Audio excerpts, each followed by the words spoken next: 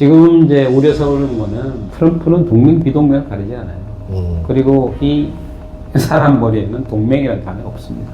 대신 무역이 떨어질 거 아니에요?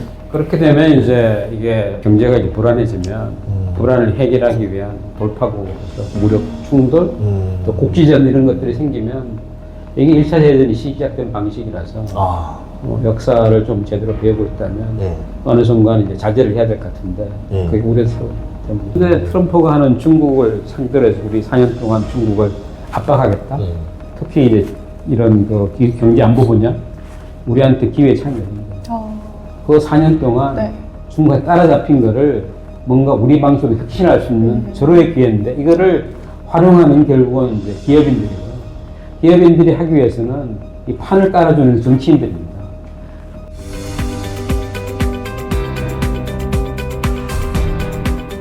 지금 주식이 많이 떨어지고 있습니다. 근데 표정이 밝은 거 보니까 요새 주식 안 하죠? 주식해요. 해요? 근데 왜 이렇게 밝아? 마이너스 3%거든요? 한국 지수는 3% 넘게 하락하고 있고, 맞아요. 지금 미국 증시도 그 3% 가까이 시작도 안 했는데 하락하는 거 봤을 때, 지금 이 관세 이슈 때문에 월요일부터 이 충격이면은 이게 계속 갈 건지, 아니면 오늘 요 정도로 그냥 이제 끝내는 건지, 네. 이걸 모르겠어요. 그러니까요. 네, 우리 최병일 저자님 모시고 이야기를 나눠보도록 하겠습니다. 반갑습니다. 예. 안녕하세요. 네. 네, 소개 부탁드릴게요. 네. 저는 이화여대 명예교수로 있는 최병일입니다. 최근에 이 트럼프 어게인이라는 책을 세상에 냈고요.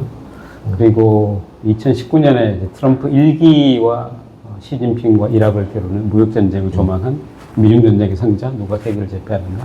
그 책도 썼습니다. 그러니까 아마 뭐 트럼프에 대해서 굉장히 좀 심리적, 전략적 연구를 한 사람이다 이렇게 생각이 되고 주식 이야기 하셨는데 우리 이제 설 연휴가 되게 길었잖아요. 네. 미국에는 일단 딥시크의 충격, 맞아요. 그리고 딥시크의 딥한 게 진짜 어디까지냐, 뭐 페이크냐.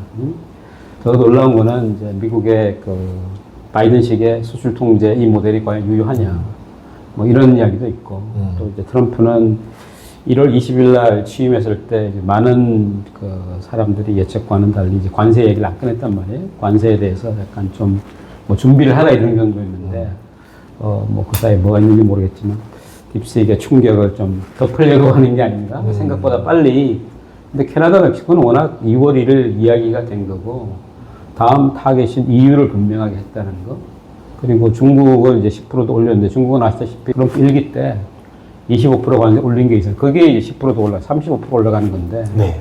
뭐 이제 그 다음 타겟은 아마 또 일본과 한국이 오지 않을 건데. 네, 그래서 이제 이게 시작일 가능성이 많다. 그러면 그 충격에 진짜 증시가 더 떨어질 수도 있겠네요. 지금 EU는 시작도 안 했죠. EU랑도 할 것 같지 않아요? EU는 다음 타겟으로 공언을 했기 때문에 그것까지 아마 미리 예상이 되는 것일 수 있고, 근데 모든 증시가 다 떨어지는 건 아니고 그 안에서 일부 될 것 같고요. 그러면 EU가 먼저예요? 한국이 먼저 될까요? 지금 이제 트럼프는 워낙 말 바꾸기를 잘하는 사람이지만 지금 트럼프가 공언한 바에 따르면 다음은 EU다 이렇게 돼 있기 때문에, 그리고 아시다시피 이제 관세가 그 단순히 무슨 경제적인 목적의 수출입을 통제하는 그런 관세를 뛰어넘어서 지금은 트럼프가 이제 다시 당선되는데 큰 역할을 한 물가 잡기, 불법 이민 차단, 이거를 이제 해결하는 수단으로서 관세를 쓰고 있고, 이유는 아마 그 우크라이나 전쟁을 끝내기 위해서 우크라이나를 압박하고, 그리고 미국이 약간 발을 뺀 이후에 뭔가 유럽의 방위를 책임질 수 있도록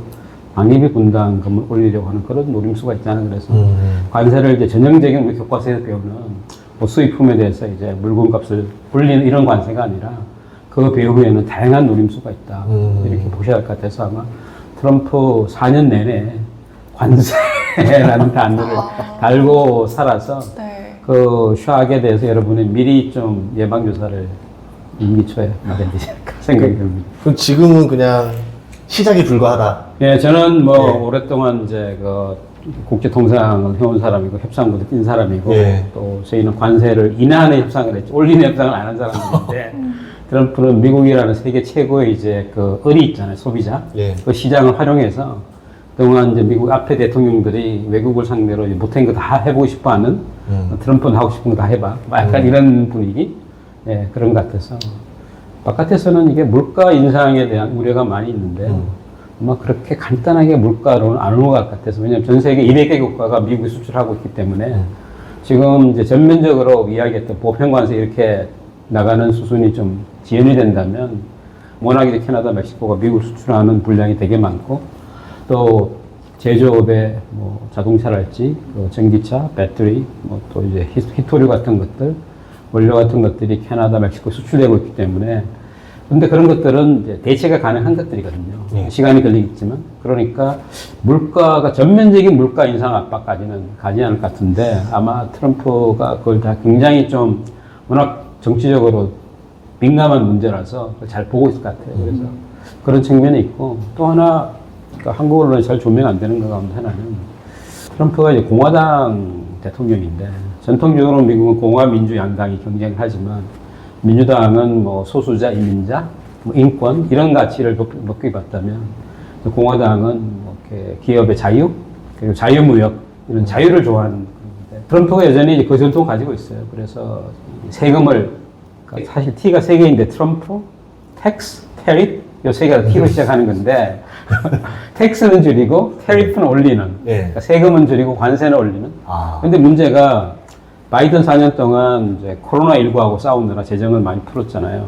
그래서 미국이 언제든지 돈을 찍어낼 수는 있지만 돈을 너무 많이 찍어내면은 또 달러 가치가 흔들리고 하니까 무조건 찍어낼 수는 없는 건데 재정 적자가 굉장히 방만하게 돼 있어요. 그래서 트럼프가 또 자기가 원하는 이 세금 인하를 하게 되면 재정 적자가 더 많을 거고 그래서 지금 노림수는 국내 많이 보도되고 있는 인플레이션 리덕션 액트 거기에 보조금 주겠다고 한 거 이거를 이제 꽤 많이 줄이고 보조금 대신 관세를 흔들면서 야 지금 미국과 거래하고 싶으면 관세를 내든지 아니면 우리한테와 이제 그 공장에서 만들라고 하는 근데 그게 뭐 그렇게 쉬운 건 아니죠. 왜냐면 공장 만들려면은 일단 땅 사야죠. 그리고 또 이제 공사 시작해야지. 그쵸. 또 미국에서 공사한다는 게 쉽지 않잖아요. 그죠? 전력 인프라뿐만 아니라 또 일하는 사람 구하기도 쉽지 않고 또 그런 다음에 이제 공장 문을 연다 하더라도 한국이나 뭐 중국이나 일본, 대만처럼 진짜 막 딱 이렇게 디스플린된 노동자들이 아니기 때문에 어느 날 갑자기 출근할 수도 있고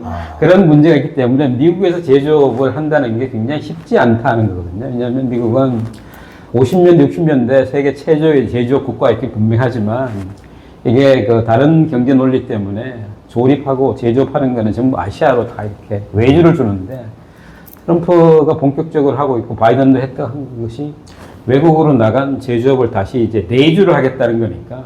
근데 이런 생태가 무너진 상황에서 쉽지 않거든요. 그런데 그걸 이제 하겠다는 거니까 그 어려운 거를 하는 시초가 관세. 이런 큰 그림에서 보면 여러분 아마 좀 공포스럽지만 이 또한 통과하지 않으리라 생각을 할 수 있어서.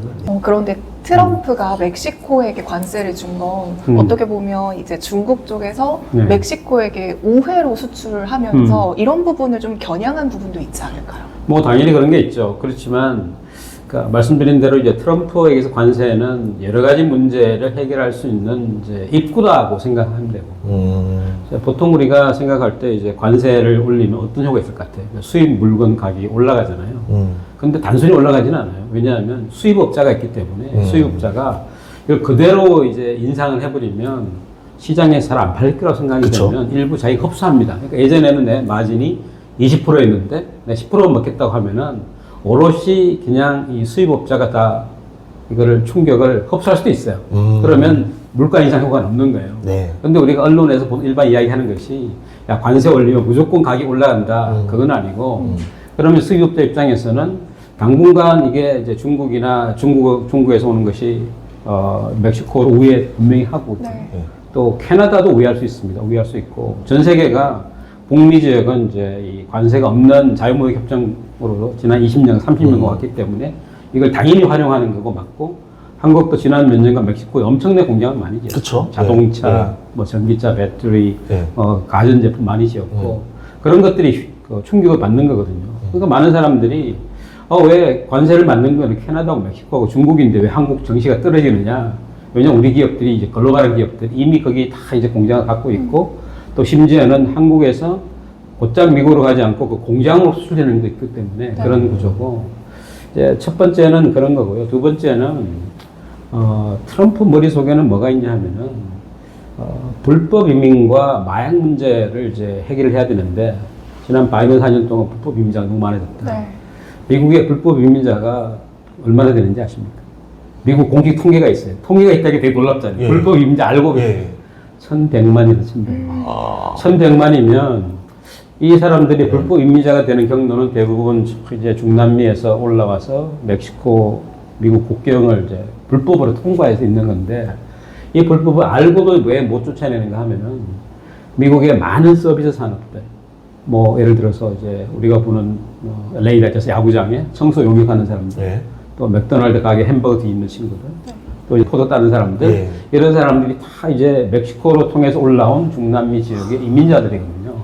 근데 이 가운데는 그냥 일부 뭐 포도 따고 나서 다시 돌아가는 사람도 있지만 살다 보니까 미국 일자리가 있고 또 거기서 이제 뭐 2세를 하면 걔들은 태어나는 순간 미국 시민이 되는 거죠. 그래서 그런 구조가 있기 때문에 특히 이런 인권에 대해서 이제 가치를 두고 있는 민주당에서 이른바 야박하게 못해서 숫자가 4년 동안 많이 늘어났는데 단순히 경제적인 문제만 아니라 지역의 안전을 위협하는 약간의 좀 이런 그 나쁜 세력하고도 연관되는 게 있어서 트럼프가 선거 때 이슈를 만들었고 4년 동안 뭐 했냐고 이야기를 했고 또 이제 물가 문제가 있기 때문에 이 트럼프 머릿속에는 중국에서 만드는 이 펜티놀이라고 하는 마약이 지금 미국의 심각한 문제인데 이게 이제 공급은 중국이 하고 멕시코를 통해서 들어온다는 걸 확실히 믿고 있어서 이 문제를 해결하라고 지금 이제 11월 달 선거 끝나자마자 그 이야기를 했고 그래서 그 보면은 지금 뭐 니들이 우리한테 무역 수지 흑자가 많으니까 줄라 이렇게 얘기하지 않잖아요. 불법 이민과 마약의 통로가 된다. 이런 얘기 하고 있는 거예요. 그래서 뭐 한 가지 말고 여러 가지를 해결할 수단이지만 당연히 그런 거다. 그리고 우회 수출은 트럼프가 일기 때 이제 중국을 상대로 해보니까 중국이 우리를 때리면 우리는 뭐 베트남이나 멕시코를 수출하면 돼. 그래서 앞으로 우회로도 막겠다는 거고 중국만 우회로가 막히는 게 아니고 세계 최고의 이 제조 수출 국가인 대한민국이 우회로도 지금 막히기 직전이라서 이런 것들이 지금 동시에 다 반영되고 있다. 그래서 시장에 있는 사람들은 제 머리보다 훨씬 더 앞서가 있다. 이런 생각이 듭니다. 근데 우리나라는 미국이랑 FTA를 맺었잖아요. 네. 그러면 우리나라에서 만들어서 수출하는 건 타격이 없잖아요. 아, 그렇죠. 우리나라에서만 수출하는 건 가격이 없죠. 예. 예, 그런데 FTA도 더 이상 안전지대가 아닌 게 트럼프라는 사람이 대통령이 되면서 자유무역 협정을 했지만 그걸 흔든 게 지금 캐나다, 멕시코도 마찬가지예요. 그러네요. 캐나다는 우리보다 20년 전에 1994년에 나프타라는 북미 자유무역 협정이 돼서 거기에 생산되는 거는 다 오롯이 그냥 미국의 무관세로 돼서 그러다 보니까 미국, 캐나다, 멕시코는 정치적으로는 세 개의 국가지만 경제적으로 하나의 통합된 시장이었어요. 그래서 어디든지 예를 들어서 제품의 성격에 따라서 뭐 인건비가 중요하면은 인건비가 산 멕시코에 짓고 그리고 원료가 중요한 캐나다에 짓고 해가지고 북미가 하나의 시장으로 통합이 됐는데 이게 결과적으로 이제 어떤 결과가 있다고 정치인들이 생각하는가 하면은 미국 내 일자리가 없어지네.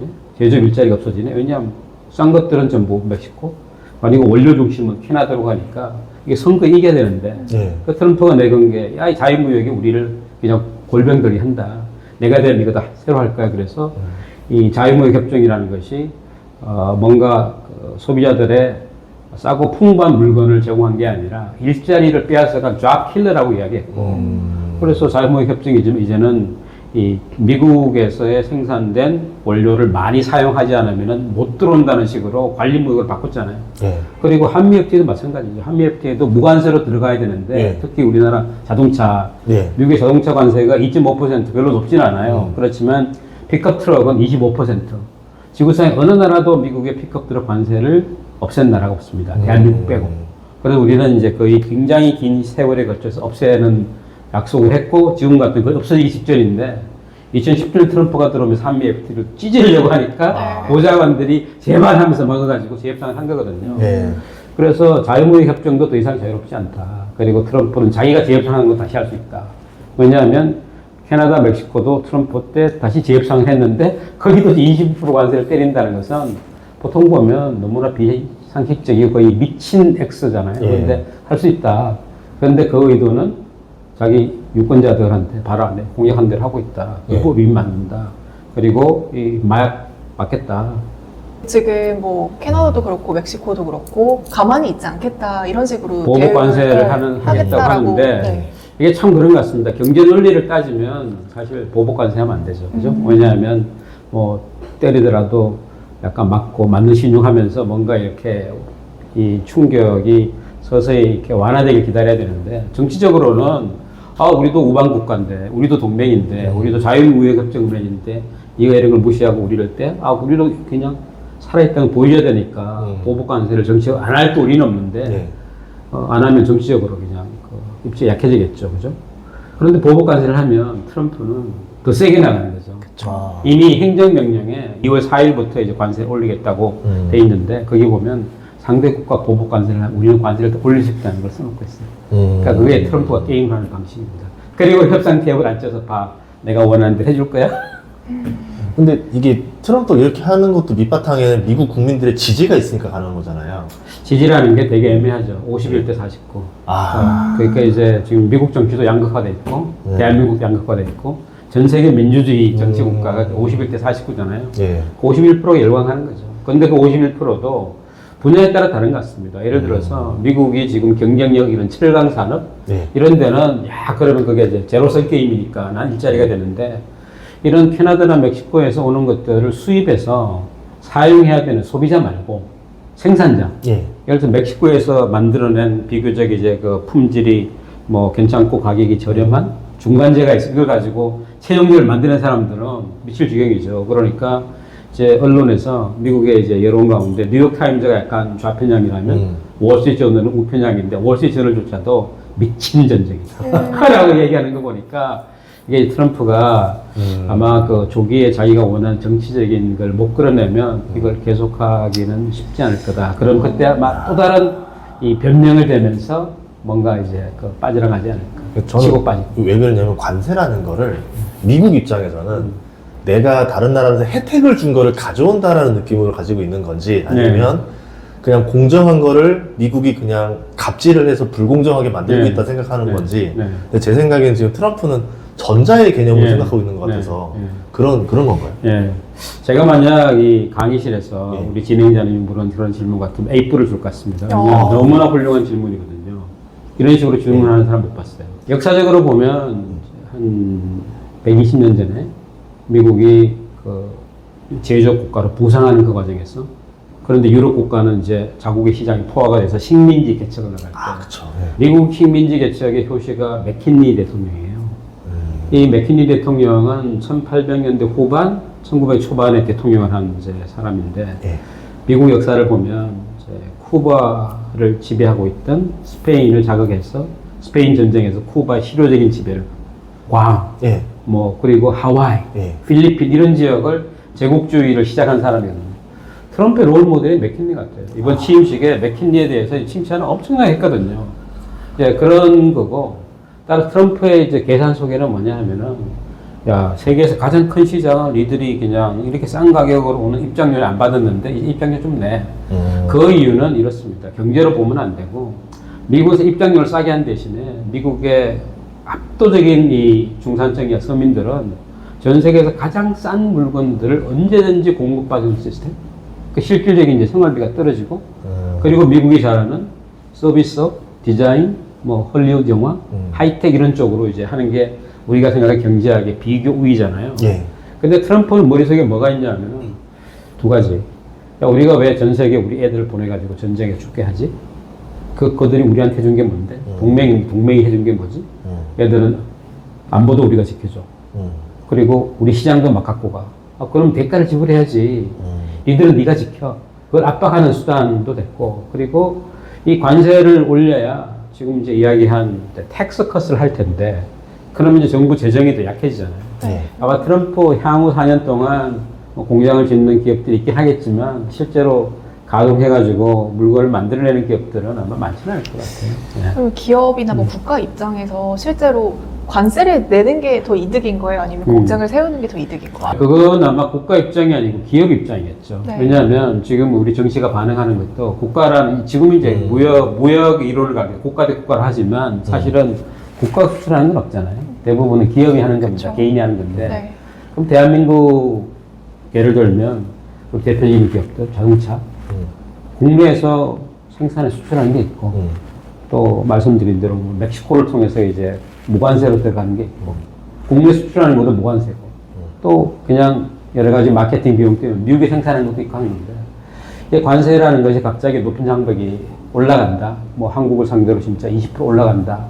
전 세계가 올라가면은 그 계산이 좀 달라지겠죠, 계산이. 네. 그래서 아마 그때는 특히 자동차 같은 내구재 같은 경우에는 미국 내 지금 하고 있는 투자를 더 이제 늘려질 가능성이 가깝고, 그거 말고 이제 미국 시장 못지않게 다른 글로벌 시장을 더 우리가 뚫어보겠다고 하면 미국은 관세가 올라가는데 뭐 다른 나라가 보복 관세를 할 수 있겠지만 그 미국을 상대로 한다고 보면 제3국을 왜 개척할 수 있는 기회도 될 수 있는 거예요. 그래서 그거는 기업이 갖고 있는 어떤 그 업종의 성격, 그리고 그들의 글로벌 전략, 뭐 이런 것에 따라 굉장히 다를 것 같아서 일반적으로 말씀 못 드리겠다. 그렇지만 관세를 매기는 주체는 정부잖아요. 네. 예. 그러면 그거를 이제 협상할 주체도 정부입니다. 그럼 이제 트럼프 미국 행정부가 그러면 대한민국 행정부가 야, 우리 기업들을 이렇게 고통스럽게 하는, 또 특히 자유무역 협정을 맺은 나라인데 이럴 수가 있어. 협상은 해야 되는데 우리 협상할 수 있는 지금 주체가 없잖아요. 없죠. 예. 그게 참 안타까운 거죠. 이 지금 국가 대 국가의 이 개념으로 보면 예를 들어서 뭐 우리나라 현대차라고 치면 현대차가 미국에 공장을 지어서 생산을 하면 세금을 미국에다 내야 되는 거죠. 그렇죠. 만약에 우리나라에서 해서 팔면은 관세를 내야 내야 되는 되죠. 거고, 네. 관세를 내야 되는 네. 거고. 네. 그럼 국가 입장에서는 기업을 뺏기면 뺏길수록 거둘 수 있는 세금이 줄어드는 거네요. 그 세금 입장에서는 이제 그런 건데요. 예, 그렇지만 또 뭐 여러 가지가 있겠죠. 세금도 있고 일자리도 있고. 그래서 지금 이제 그런 활동이 다양한 글로벌 기업들 같은 경우에는 우리가 한 뭐 50년 전에 이야기한 단순한 투자를 하거나 아니면은 국내 생산한 이런 이분법을 뛰어넘어서 제3국을 통해 생산하기 때문에 굉장히 복잡하다 이렇게 이제 말씀드릴 것 같고, 베트남이 지난 8년간 트럼프 4년, 바이든 4년 동안 최고의 수혜자. 왜냐하면 중국의 압박이 거세지고 하니까 베트남을 통해서 우회 생산을 하는데, 베트남이 아마 다음 EU 다음에 타깃의 가능성도 있다. 한국과 더불어. 그러니까 이제 전 세계가 어디 가도 이제 안전하지 않은, 왜 저희 왜 어릴 때 애들 보면 그 두더지 튀어나오는 거 잡는 하잖아요. 전부 다 때려잡고. 마지막 노림수는 일단 관세다 올려서 관세 수입 늘리고 우리 공장 지역, 약간 이런 식의 단순한 이분법, 그 가운데는 미국의 제조업을 되게 영광스럽게 만들겠다는 그런 약간 좀 경제학적으로 실현 불가능한. 근데 공장이 만약 미국으로 다 온다 그러면 미국으로 내는 세금이 늘어나니까 미국은 점점 부유해지는 거 아니에요? 아, 미국은 좋아지는 거죠. 왜냐면 그러니까요. 일자리 만들어지는 거니까. 그래서 지금 미국 50개 주 가운데 묘하게도 한국의 주력인 제조업의 자동차, 그 다음 반도체, 전기차 배터리, 우리 4개 핵심이라고 하면 이게 대부분 공화당이 득세하고 있는 지역이 많이 들어가요. 텍사스, 애리조나, 뭐 조지아 이런데 이런 거는 트럼프가 이렇게 막 내지르고 있지만 이게 행정명령이에요. 그러면 행정명령이 이게 무슨 헌법 위에 있는 거냐? 아닙니다. 법원을 통해서 문제를 제기할 수 있고 법원이 이거 위법이다 하면은 그 순간 처리를 해야 되는 거예요. 대표적으로 미국에 태어난 사람들에 대한 국적을 주는 거, 그게 이제 미국의 헌법에 있는 것인데, 그 헌법에는 부모가 불법으로 미국에 있는지 와 있는지 이야기하고 있잖아요. 그러니까 미국에서 나오면 무조건 일단 시민권 주는 거예요. 그러니까 트럼프는 이게 말이 안 된다고 되게 상식을 찾으려는 행동을 했지만, 벌써 민주당이 득세하는 지역 20여 개 주에서 트럼프가 위헌 문제를 제기했고, 가장 먼저 워싱턴 시애틀에서 이거는 2주 동안 잠정 정지. 왜냐하면 내가 봤을 때 이거 분명히 이거 반헌법이다. 이런 거기 때문에 지금 트럼프가 걸고 있는 것은 경제 비상사태라는 거예요. 우리 지금 지구상이 가장 잘 나가는 경제인데 어떻게 경제 위기라고 할 수 있는 것인지 아마 내부적으로 이게 법적인 문제도 제기될 것 같고, 특히 공화당 지역 같은 데서 아마 우리 너무 충격이 되게 세고 보조금 같은 걸 뺏으려고 하는 입법이 본격화되면 그들은 트럼프 이후에 정치를 해야 되는 사람이에요. 트럼프는 4년 후에 집에 가야 되잖아요. 그렇지만 트럼프 이후에도 계속해서 상원의원 해야 되고 하원해야 되기 때문에 지금 이제 상하원이 다 공화당이 득세라고 하지만 표 차이가 몇 개 나지 않아요. 그러니까 이걸 보면은 트럼프가 이제 초기에는 이제 선거에서 악승했기 때문에 뭐 이런 이제 국민들의 이 위임을 봐서 한다는 게 있겠지만 아마 여러 가지 충격이 오면서 그렇게 막 가기는 어렵지 않나. 그럼 만약에 이제 대부분의 나라에 관세를 부과를 했어요. 그러면 그 관세 부과에 대한 효과가 언제부터 나기 시작하는 거예요? 예, 그거 관세 부과에 대한 효과는 일단 관세를 부과하겠다고 하는 시점부터 이제 정시에 충격이 있잖아요. 그렇죠. 그리고 관세를 미리 예고하면 물건을 많이 미리 수입했을 수 있잖아요. 사재기할 수. 가령 딥시크 같은 경우에 엔비디아 칩을 미리 뭐 몇 년치를 뭐 이런 거 내다볼 수 있는데 문제는 그게 이제 지속 가능성은 없는 것이 그 재고가 떨어지면 안 되고 네. 또 재고를 관리하는 또 스페이스도 있고 진짜 충격은 이제 실제로 그 물건이 선적돼서 왔을 때부터 그러면 수입업자는 가격 어떻게 매겨야지 이런 거 또 거기에 영향을 받는 이제 그 소비자는 어떻게 하는 이런 것들이 충격이 이제 단계로 나가는 거죠. 그러면 인플레이션에 영향을 주는 그 데이터로 나오려면 네. 트럼프 1기 때도 어쨌든 관세를 적용하면서 어쨌든 물가가 좀 올랐을 거 아니에요? 많이 오르지 않았습니다. 아, 왜냐하면 그래요? 전면적인 전쟁이 아니었어요. 그때는 중국을 상대로 한 예. 전면전. 예. 그 중국을 상대로 했을 때도 모든 수입품을 한 번 올리지 않았습니다. 단계적으로 올렸고 그렇죠. 특히 이제 그 뭐 추수감사절 크리스마스를 앞두고는 그쪽으로 가는 거는 약간 예외적으로 막 빼주고 그랬어요. 그리고 철강하고 알루미늄을 전 세계를 상대로 해서 철강 25%, 알루미늄 10%를 이제 매겼는데 그게 아주 논란이었거든요. 예. 왜냐하면 야, 그 무슨 이제 EU가 국가 안보를 이유로 철강과 알루미늄의 긴급 수입을 올렸는데 수입세를 야 어떻게 동맹국이 수출하는 철강과 알루미늄이 미국의 안보를 위협하지? 한국이 수출하는 철강 알루미늄이 미국의 안보를 위협해? 일본이 위협해? 독일이 말이 안 되잖아요. 전 세계가 막 비난하니까 트럼프는 개의치 않고 백악관에 그 푸른색 철강 노동자 데리고 와서 어깨 툭툭 치면 헤이죠. 그러면서 미국의 안보를 위해서.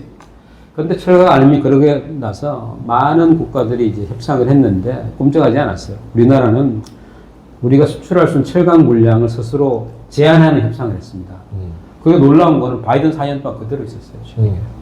트럼프 지금 하겠다는 건 철강 알루미늄 관세를 더 올리겠다는 거죠. 예. 예고. 그리고 그때 못 올린 반도체, 예. 나머지 항공기, 네. 여기까지 하니까 이거를 이제 경제 안보, 뭐 국가 위기 이런 식으로 걸면은 아마 진짜 다른 국가들도 쉽게 그대로 있지 않아서 아, 이렇게 해서 이제 이 3차 세계대전이 가는 건가? 약간 이런 불길한 느낌? 예. 지금 이제 우려서 오는 거는 트럼프는 동맹, 비동맹을 가리지 않아요. 그리고 이 사람 머리에는 동맹이라는 단어가 없습니다. 대신 야 우리가 지금까지 완전히 뭐 동네 장난감이야? 너들 마음대로 그냥 우리 돈 내가지고 군대됨을 지켜주고 있어. 우리 애들이 피를 흘려주고 있어. 그런데 우리 시장에 마음대로 사. 야 이거는 아니. 이런 계산만 있는 사람이기 때문에 이게 이제 국가 간의 관계에서 보면 우리 이제 집에 사는 굉장히 가까운 사람이 맞고 오면 우리가 너 맞을 짓을 했다고 따지지 않잖아요. 무조건 그 한 대 때려줘야 되는 거잖아요. 이런 상황인데 이게 한 번씩 서로 분풀이를 하고 나면 이제 확전이 안 돼야 되는데 트럼프는 네가 관세를 올려 우리 더 올려 이렇게 되면 그때는 진짜 이제 이른바 갈등 때리는 거잖아요. 네. 아, 이 정도 되면 우리 꼬리를 내리고 협상을 해야 돼? 아니면 우리 더 올려야 돼? 더 올려야 되면 이제 진짜 100년 전 그 관세 전쟁 예. 기업 그리고 경제 침체가 되겠죠. 당연히 그건 불을 붙을 수 없고. 무역이 떨어질 거 아니에요? 그렇게 되면 이제 이게 경제가 이제 불안해지면 불안을 해결하기 위한 돌파구로서 무력 충돌, 또 국지전 이런 것들이 생기면 이게 1차 대전이 시작된 방식이라서 역사를 좀 제대로 배우고 있다면 예. 어느 순간 이제 자제를 해야 될 것 같은데 예. 그게 우려서 때문에. 트럼프 1기 때는 중국이 그래도 되게 좀 보복을 많이 했었잖아요. 맞대응했죠. 네. 살아있다는 보여줬죠. 이- 이기 힘이 때는- 좋았잖아요. 예, 이기 때는 어떨 지금은 거라고 아마 좀 어려울 것 같다는 일반적인 관측이에요. 왜냐하면 트럼프 1기 2017년 네. 그때 이제 미국과 중국은 이미 이제 2010년쯤 됐을 때 전 세계 많은 서양인들이 중심이 된 뭐 월드뱅크, IMF 이런 데서 드디어 중국의 시간이 왔다. 중국이 미국을 이제 따라잡기 직전이다. 2014년에 IMF는 물가 지수를 반영한 PPP라는 게 있습니다. Purchasing Power Parity. 이거를 평가한 이제 GDP를 계산해 보니까 중국이 드디어 미국을 막 따라잡은 거예요. 그래서 야 그러면 이것 말고 진짜 실질 GDP를 따라잡는 게 언제냐? 그래서 이제 많은 그 국제기구 그다음에 예측기관, 금융회사 이런 데서 2030년이에요, 35년이에요, 막 이런 식의 이제 그 연도를 맞추는 게임이 있었는데 그로부터 이제 8년 후에 지금 중국이 성장세가 꺾였어요. 그리고 꺾인 정도가 아니고 이제는 진짜 깊은 불황의 터널로 가는 여러 조짐이 보이고 있어서 예전에 트럼프 일기 때처럼 네. 트럼프가 20% 관세 때면 나도 20%. 그리고 다른 품목 이만큼 똑같이 해주는 이런 식의 눈에는 눈, 이에는 이 이거를 하기가 어려울 것이란 일반적인 관측인데 네. 모르죠. 또 우리가 그쵸. 생각하지 못한 이번에 그런 게 있었어요. 딥시크로 인해서 예. 오히려 또 트럼프가 더 강하게 제재하지 않을까요? 네, 딥시크는 이제 저희가 아직 잘 모르는 것 같아요. 왜냐하면 이제 딱 딥시크 나온 지 딱 일주일 됐거든요. 맞아요. 그리고 딥시크의 처음에 충격은 우리가 생각하는 범위 바깥의 거기 때문에 첫 번째 미국의 제재를 뚫고 했네.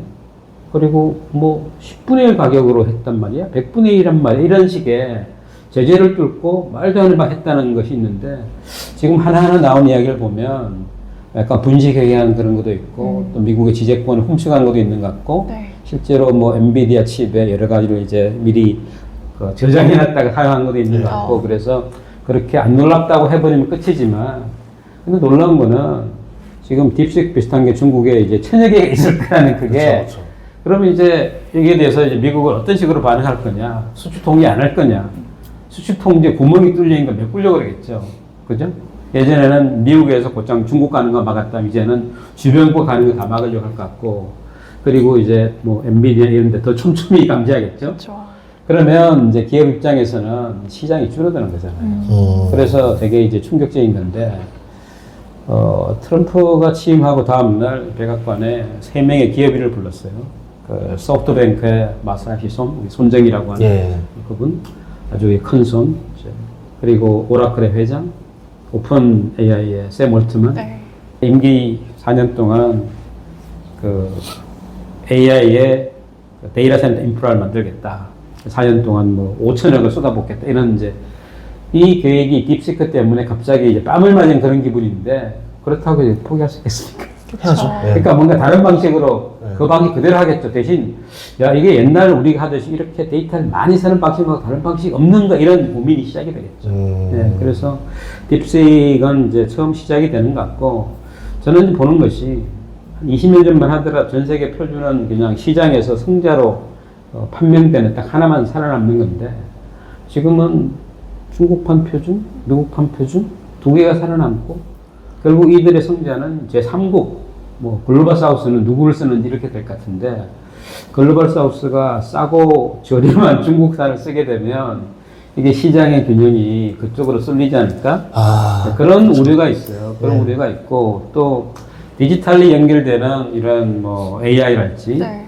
아니 화웨이 같은 그 뭐 5G 같은 것들 또 틱톡 이런 걸 보면 전부 이제 중국산인데 이게 중국에서 처음부터 생각한 없는 데서 만들어낸 거 아니거든요. From zero to one은 아니에요.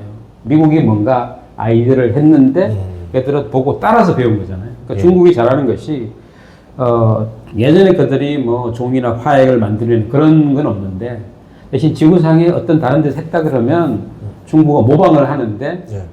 혁신을 하는 거죠. 네. 모방 창신이라 그럽니다. 이걸 할 수 있는 생태계가 중국의 우리 옛날 그 용산의 원효로 같은 그런 것들이 훨씬 넓은 게 있는 거예요. 한국은 원효로가 이제 그걸로 그냥 가라앉았다면 중국은 중국의 실리콘밸리인 홍콩의 한시가 가는 선전에 이게 이미 20년 전에 만들어져서 그 당시에는 당신 회사 새로운 제품이 팔릴지 안 팔릴지 알려면은 거기 신전에 선전에 뒷골목에 가서 짝퉁이 있는지를 알아요. 짝퉁이 안 나왔으면 그 이미 갈아엎었다는 겁니다.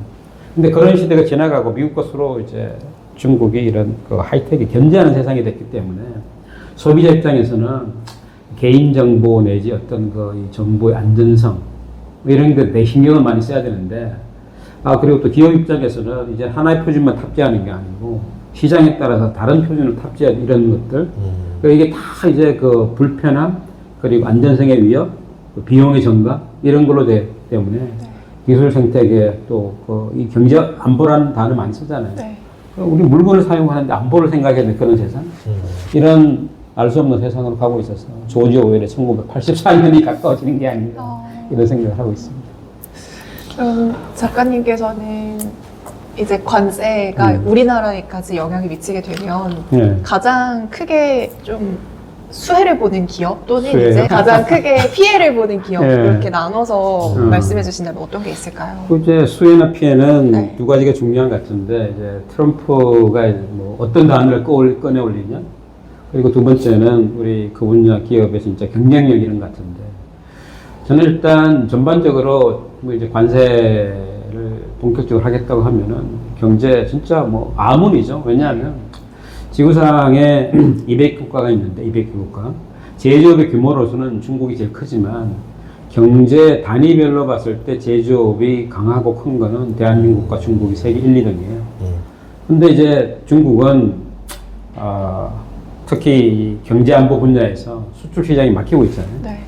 대한민국은 이제 그것보다는 수출 시장이 큰 건데, 그리고 전체 GDP에서 수출입이 차지하는 게 뭐 많을 때는 100%까지 갔다 지금 80% 안팎인데, 이게 G7급에서 가장 높은 거거든요. 근데 관세라는 입장료를 더 많이 내야 되면 네. 물건 가격이 수출에 올라가는 거잖아요. 특히 미국에 향해서. 여러분, 미국을 포기할 수 있느냐?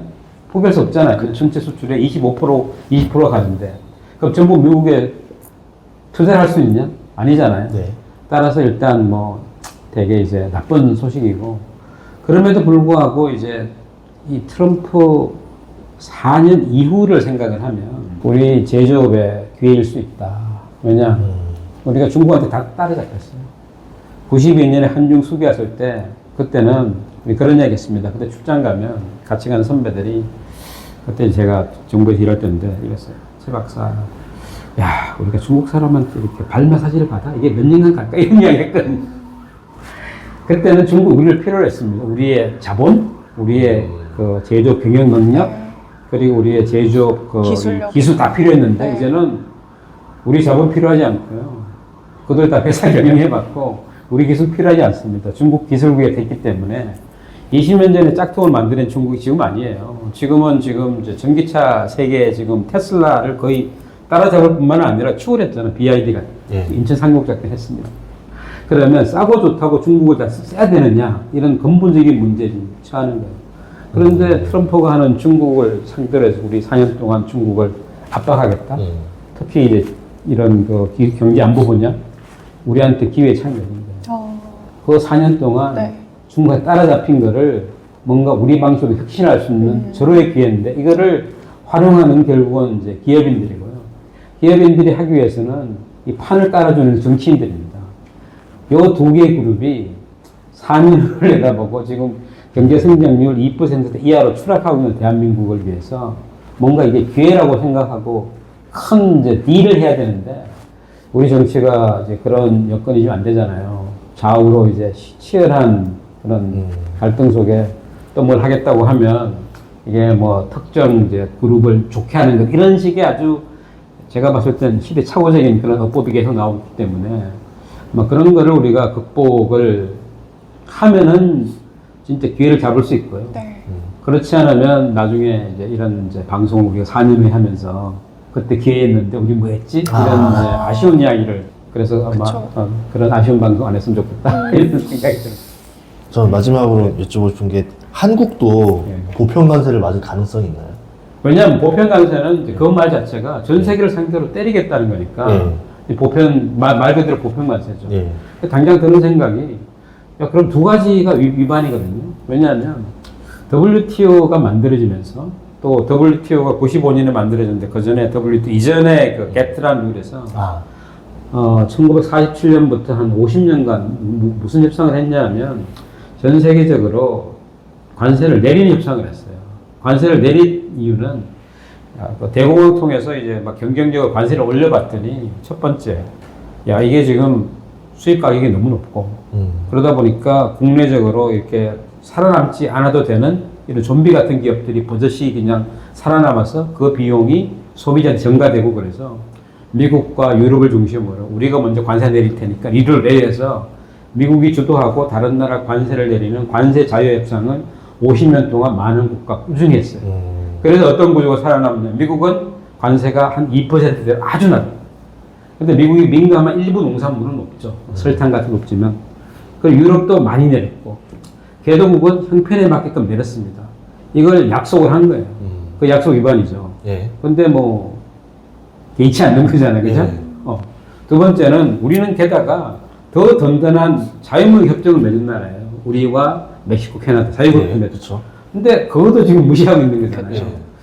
그래서 보편 관세를 이제 한국과 하겠다고 했을 때는 우리는 첫 번째 이제 그런 어떤 도덕적인 정당성 아주 강하게 지금 우겨야 되는 거죠.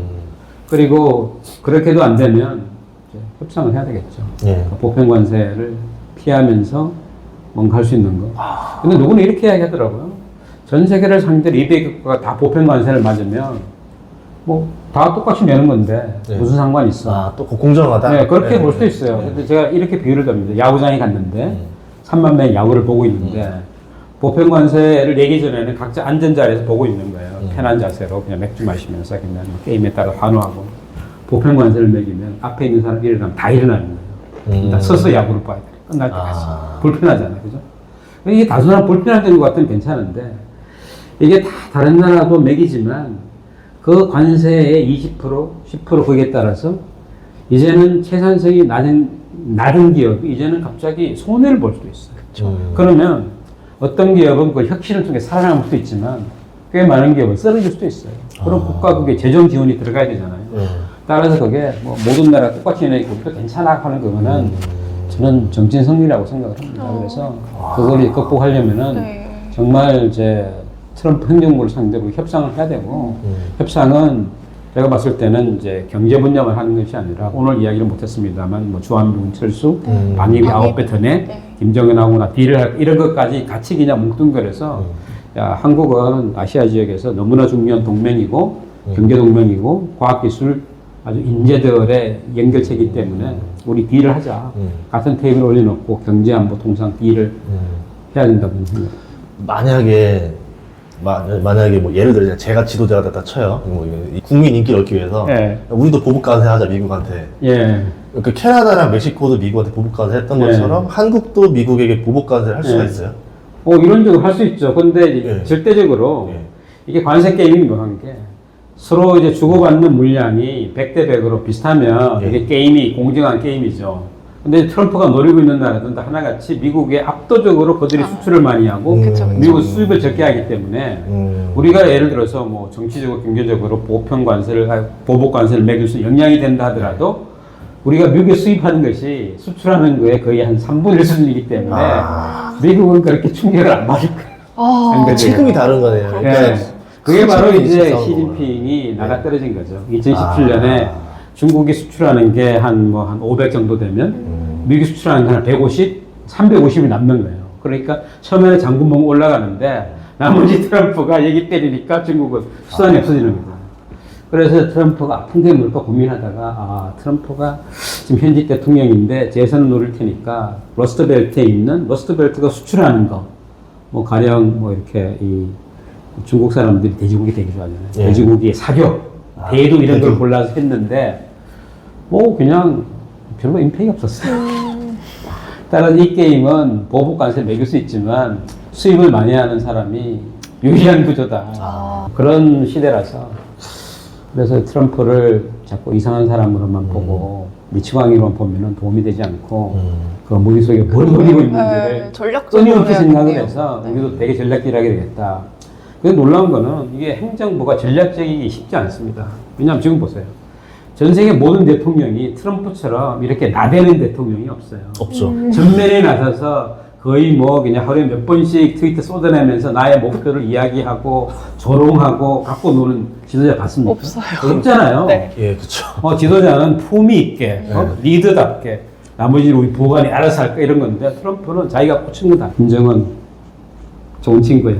아름다운 러브레터 이런 식으로 시진핑 나의 친구 그러면서 관세에 대해서 마치 자기가 그냥 뭐 무슨 협상 대표인 것처럼 막 쥐락펴락 하기 때문에 근데 실제로 이제 실무에 들어가면 트럼프의 고난을 받은 협상가가 했거든요. 근데 그 대목에서 트럼프는 한 명만을 믿지 않습니다. 두 명을 내요. 한 명은 온건파, 한 명은 강경파. 하나는 좋은 경찰, 하나는 나쁜 경찰. 근데 경찰이 기본적으로는 질서를 유지해야 되니까 당하는 사람한테 좋을 수는 없지만 그래도 뭔가 이해하는 경찰, 그렇죠. 막 때리는 경찰, 굿캅, 백캅인데 트럼프는 이제 상황을 봐서 자기가 그냥 더 필요하다 싶으면 백합을 앞으로 전면 배치하고 경제 안정이 필요해. 정시가 떨어져. 뭔가 우리 이제 물가가 그러면 약간 국합을 내세우고 재무장관이 된 친구가 전통적으로 국합 역할을 할 수 있는 친구고 상무장관이 지금 지명돼서 인준을 기다리는 친구는 백합 역할을 할 거예요. 그러면 이제 우리는 지휘사령관은 트럼프고 그 인간의 속내를 알아야 되는데 딱 하나만 있지 않다. 되게 복합적이다. 그래서 굉장히 이런 종합적인 걸 해야 되는데 제가 90년대 이제 7년간 정부 협상을 했습니다만은 정부가 이렇게 신축적으로 막 손바닥 뒤집시 하기가 되게 어렵다는 거예요. 한번 정하면은 이거 보고 채널이 있고 결정된 걸 바꾸기 쉽지 않기 때문에 트럼프는 그런 걸 마음대로 활용하고 있다. 그래서 우리도 조금 신축적이라야 될 것 같고 전략적인 마인셋이 있는 사람들이 협상을 할 수 있는 기회가 있으면 좋겠다. 그러면 해결 방법은 아까 말씀해 주신 대로 단순히 이 무역 협상뿐만 아니라 이제 주한미군까지 다 해서 복합 딜을 저는 그 생각인데 하고 제일 좋겠다. 그거 가지고 또 저희 뭐 좀 토론을 해봐야 되겠죠. 왜냐하면 무역 협상만 하고 나면 또 이제 방위 분담이 또 올 거예요. 그렇겠죠. 그러면 이제 우리는 그냥 사과를 깎는데 이만큼 깎이고 또 깎이고 계속 깎이고 하나도 안 남는 이럴 수가 있기 때문에 그런 거 봐야 되겠죠. 알겠습니다. 오늘 정말 딱 이 귀중한 타이밍에 네. 나와주셔서 묘하게 좀 미리 좀 예약이 됐던 날짜인데 앞에 또 이 날짜 발표가 나면서 정말 오늘 소중한 의견을 듣게 됐습니다. 너무 감사합니다. 네, 즐거웠습니다. 고맙습니다. 네.